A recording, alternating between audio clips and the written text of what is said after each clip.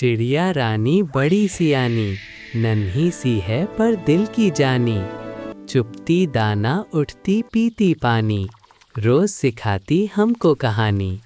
सुबह सवेरे आँखें खुलती, नीले आसमान से बातें करती। तिनके चुनकर घर है बुन लेती, मेहनत से वो कभी ना डरती। चुपचाप दाना ढूंढ के खाती, शुक्र अदा कर उड़ जाती। पानी पीकर पर फैलाती, सबको खुशी की राह दिखाती। गर्मी हो या सर्द हवाएं, हिम्मत उसकी कम न पाएं। छोटा सा दिल बड़े इरादे, कुदरत के सब खूबसूरत वादे। बच्चों सीखो इससे प्यार, मेहनत सब्र और शुक्रगुजार। चिड़िया रानी कहती ये बात, नेकी से रोशन हो हर एक रात।